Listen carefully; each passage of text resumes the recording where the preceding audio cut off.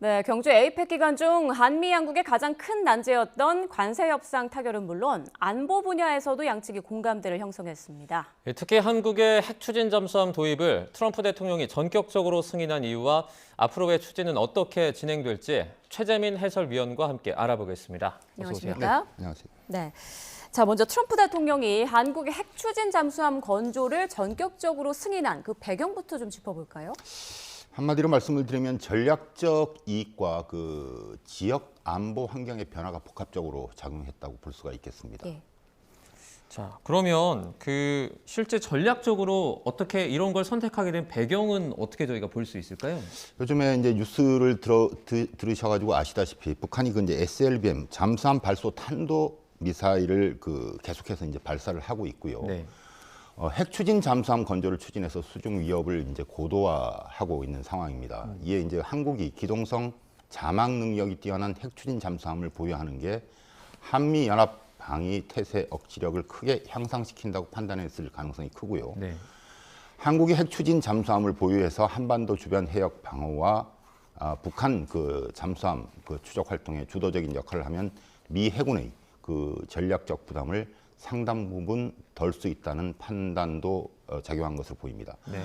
특히 이제 한국의 핵 추진 잠수함은 사실상 그 미국의 인도 태평양 전략에서 대중국 견제 전선의 핵심인 동맹 전략 자산이 될 수도 있다는 판단입니다. 예, 미국의 경제적 이익도 고려한 거다 이런 해석도 있던데요. 그 이유는 뭘까요? 그 트럼프 대통령이 이런 얘기를 했죠. 한국의 핵 추진 잠수함을 훌륭한 미국 필리 조선소에서 건조할 것이다. 예. 라고 이렇게 언급을 했는데, 미국 조선업 부활을 위한 기회로 활용하겠다는 의지를 이제 명확히 한 것으로 이제 볼 수가 있겠고요. 한미 정상회담에서 한국이 이제 3,500억 달러 규모의 대미 투자 패키지에 합의한 것이 이제 관세 협상 타결과 핵 추진 잠수함 승인이라는 결과를 도출하는데 영향을 미쳤다는 그 분석이 지배적입니다.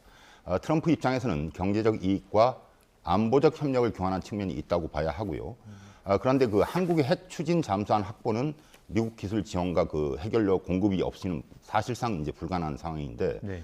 미국 입장에서는 한국의 이제 군사 전력을 미국의 그 글로벌 전력에 더 깊숙이 편입시키고 한국의 이제 전략적 자율성을 일정 부분 통제하는 효과도 이제 가져올 것으로 이제 기대를 하고 있는 것 같습니다. 한미 원자력 협정 개정을 포함하는 것도 이제 중대한 사안이기도 한데, 트럼프 대통령의 승인은 한미 동맹을 단순한 이제 군사 동맹을 넘어서서 첨단 기술과 전략 자산을 공유하는 동맹 현대화의 상징으로 격상시키라는 그 외교적 의미도 있는 것 같습니다. 자, 그런데 트럼프 대통령이 언급한 이 미국 필리 조선소에서 우리나라의 그 핵 추진 잠수함을 건조하는 게 현실적으로 어렵다 이런 분석도 있거든요. 왜 그렇습니까? 그렇습니다. 우리 정부는 핵 연료만 공급을 받아서 국내에서 이제 건조를 하려고 했던 것 같습니다. 네. 그런데 이제 트럼프 대통령이 필리 조선소 건조를 이제 명시함에 따라서 미국 직도입 또는 그 미국 주도하에 필리 조선소에서 이제 공동 건조 방식으로 흘러갈 가능성이 배제할 수 없는 상황이고요. 이 때문에 이제 건조 비용이 천문학적으로 이제 늘어날 가능성도 있습니다. 참고로 그 미국의 최신 전략 잠수함인 콜럼비아급 SSBN이라고 하는 이제 가장 큰 그 잠수함이 있는데요. 한 2만 1,000톤 정도가 되는데, 이 한 척을 건조하는데 약 한 50억 달러 가량이 소요된다고 합니다. 그래서 우리 돈으로 환산을 하면 7조 원 이상이 될 것으로 예상이 되고요. 네. 우리 정부가 추진하는 핵 추진 잠수함은 한 5,000톤급 이상으로 이제 예상이 되는데, 얼마 전 진수된 우리 해군의 이제 최신 잠수함이죠.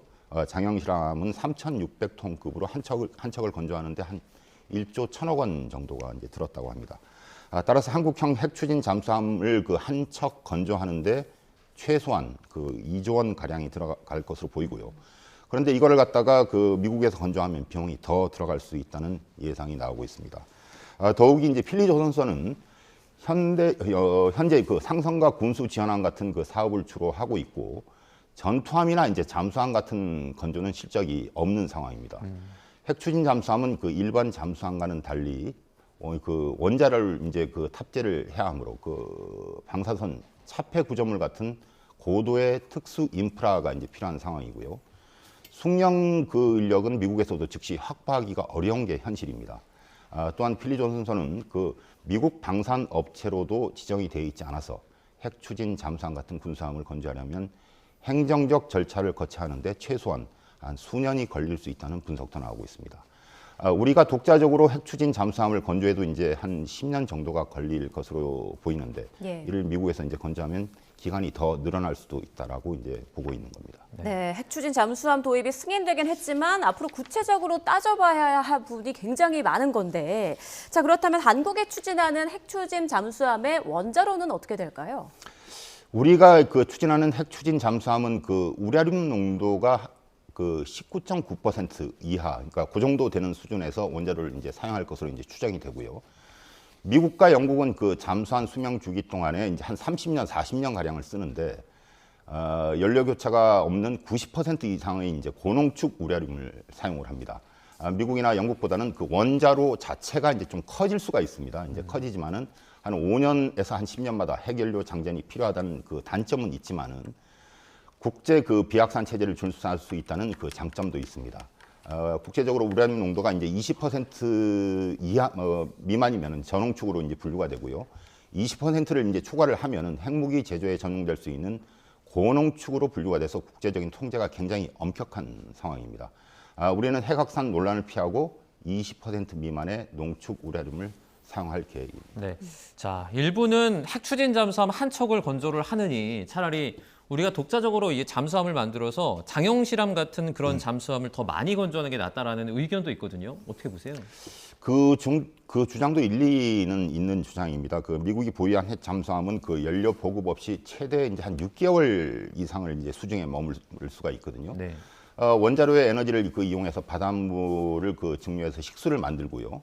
그 전기 분해 장치를 통해서 이제 물에서 산소를 분리해서 이제 공급하기 때문에 이론적으로는 무제한 이제 수중에서 작전을 수행을 할 수가 있습니다. 네. 그런데 이제 핵 잠수함을 운영하기 위해서는 결국 승조원이 이제 탑승을 해야 되는 문제가 있는데 가장 큰 문제가 이제 그 식량과 보급 문제가 이제 가장 걸림돌이라고 볼 수가 있겠습니다. 그리고 승조원의 스트레스 같은 것들도 이제 문제가 될 수가 있고요. 이렇다 보니까 이제 미국 같은 경우도 통상적으로 2달에 한 번쯤은 이제 수면 위로 올라오는 것으로 이제 알려지고 있습니다. 우리 해군의 이제 최신 잠수함 장영실함은 수중에서 최장 한 20일 가량을 작전을 수행할 수가 있고요. 저 개인적으로는 그 핵 추진 잠수함도 언젠가는 필요하지만 더 중요한 게 핵 추진 잠수함 건조에 따른 이제 부수적인 것인데, 그러니까 한미 원자력 협정 개정이 더 중요하다고 이제 보고 있습니다. 군사적 자율성 확보는 물론이고 핵연료 주기 완성과 그 핵기술 주권을 확보할 수 있는데 더 큰 의미를 부여하고 싶고요. 핵연료 자급 능력을 향상시킬 수 있고 고순도 저농축 우라늄 생산 가능성도 이제 확보를 할 수가 있습니다. 사용 후 핵연료를 저장하는 것도 이제 포화 상태인데 이 문제를 어느 정도 해소해서 핵 폐기물을 감축할 수 있는 효과도 가져올 수 있습니다. 우리 그 한국의 핵연료 저장소는 아직 이제 영구 처분 시설이 마련되어 있지 않아서 현재 이제 모든 원자로에 원자력 발전소 이제 부지에 임시로 이제 저장이 되어 있는 상태고요.